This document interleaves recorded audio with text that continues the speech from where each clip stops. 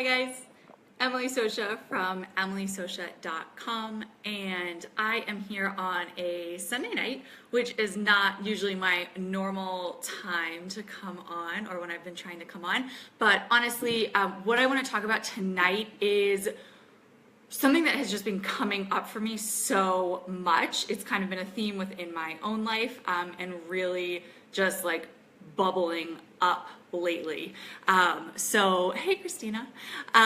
So without giving away too much information, because honestly it's not really my story to share, but a friend of mine has just really been struggling in a relationship, and I have been talking with her, and we've been just kind of like talking through things, and what keeps coming up is what I want to share with you tonight. So a major theme, she's kind of deciding whether to stay in the relationship or whether to not. And she just keeps saying, you know, I don't know what to do. I don't know what to do. I know, hi. So she just keeps saying over and over again, I don't know what to do. And my answer is that you do actually know what to do. But she's getting really, really caught up in the, but I don't want to hurt him, or, but I said that I would do this, or, you know, we made a promise to each other, and all of these external things that have nothing to do with what she is actually feeling about the situation. And that is super important, and it's causing her a lot of stress. And so I just wanted to kind of broach that subject, and I'll give you a little bit of backstory as well. So I resonate with this a lot because I absolutely lived my life in much the same manner up until pretty recently, when I decided to make a whole big old career change. But I lived my life based on other people's standards. Hi ladies, hey Letty, Kathleen, hi guys, thanks for jumping on. So basically I lived my life according to other people's standards, mainly my parents, and then also society's, like what I thought that I should be doing. I should be getting a 4-year degree. I should be going into a corporate job. I should be, you know, abiding by all the rules and eventually working towards having like a white picket fence type of life, which is not my style at all. But I thought that it was, or I thought that I should be trying to force myself into this version of what everyone else was saying will make you feel happy and successful and all of that. So basically for a really, really long time, I fought myself with what I felt deeply inside of me and all of these external forces. So to go back to my girlfriend who is struggling with the relationship, basically the same exact thing is happening. So she is relying on all of these external things. Her favorite thing to do is to like Google, you know, what should I do if I'm not getting along with my boyfriend type of thing, which is fine, right? I mean, that's a great way to figure out like how have other people handled this situation. But my feeling now with all the experiences that I've been through is that Google is for researching like how to fix a broken sewer, or how to, you know, the drain is leaking, like how do you fix that type of thing, not about when you need to make decisions that are going to affect your overall life and what you know deep, deep down inside. So yeah, exactly, Christina, that is awesome. And that's like exactly what I've been saying is, what do you want? Like, you know the answer. The answer is inside of you, and it is about peeling back those layers so that it reveals itself to you, and then having the confidence to act on it. So I haven't really said the word yet, but really that is your intuition. And it's something that honestly I was like kind of ashamed to talk about in my earlier years. I just thought that it was like woo-woo or like hocus pocus, or I don't even know how to describe it. But now I don't know what I would do if I didn't listen to my intuition. Yes, gut feeling, absolutely. Gut feeling, intuition, just this like overall knowing.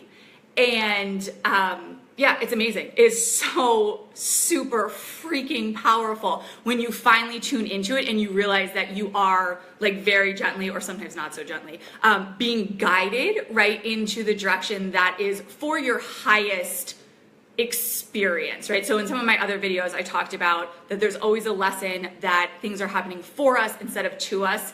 Well, all kind of ties together. And so actually connecting back to some of those other videos that I did, it was, yes, exactly, Kathleen, I know. I was like already thinking about this.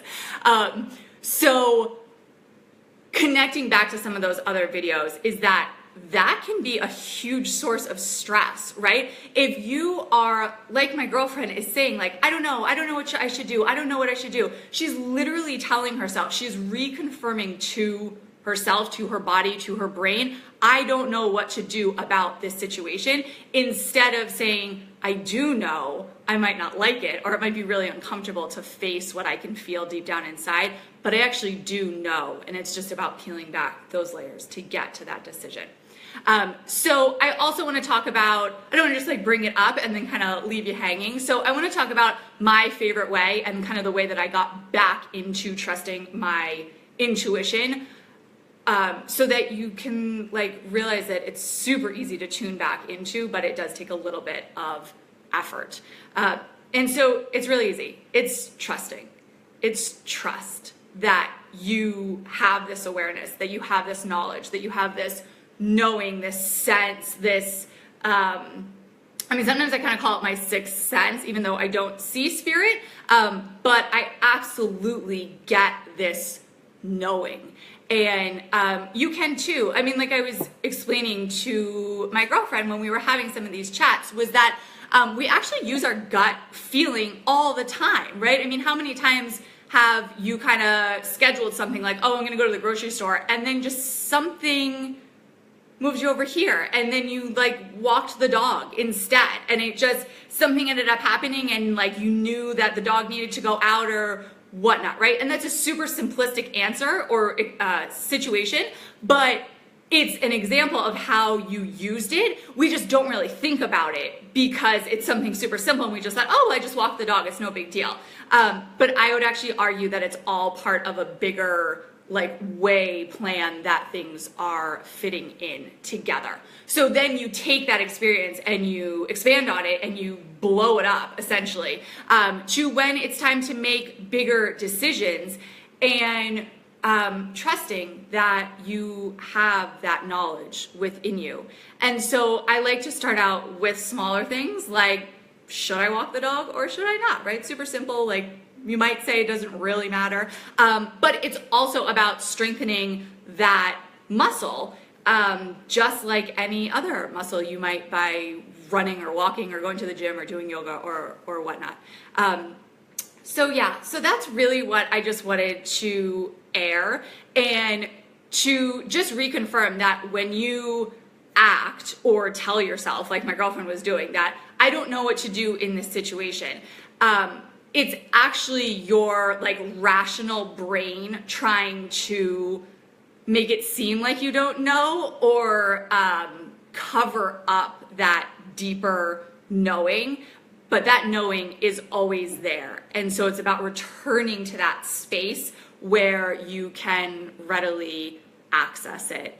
And it can cause a huge amount of stress if you don't, because it feels like you're alone in this world. Like I mentioned, she's constantly Googling things, right? Which is awesome. There's nothing wrong with Google. I love Google, but not when it's about making life decisions. So like Christina mentioned in the comments earlier about asking yourself, what do I want in this situation? And then trusting that what you want is for your highest good, for your highest opportunity, and for the highest good of those around you. Sometimes intermixed in that feeling of I don't know is because, especially if you have people-pleasing tendencies or perfectionist tendencies, or wanting to make sure that everything is the right way, and I'm talking about these things because these are all things that I have dealt with myself, and now that I help clients overcome. So if you have those tendencies, it's not only that you want to do what's right for you in the moment, but you're also trying to make sure that it's right for everyone else. And that just doesn't work. So I'm gonna be super blunt. That just doesn't work. There's no way that I can behave in a way that is pleasing to everyone around me all the time. It's not gonna happen. It is just not gonna happen. And it is a recipe for stress, for disaster, for miscommunication, for taking blame or not taking blame, or feeling like someone owes you something. I mean, it's just a whole host of problems, which could probably be a whole nother video.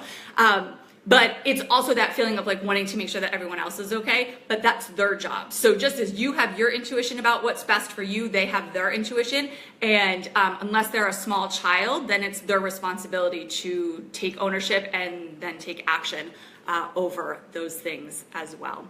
So like I mentioned in the beginning, this is something that's super important to me, and I'll be completely honest with saying that I was a little nervous to talk about it, but it just kept coming up in different situations. And then this past weekend with the girlfriend that I mentioned, who is near and dear to my heart, I love her to death, and she was just struggling so much, and this was some of the conversation that we were having, that I just knew that I had to talk about it.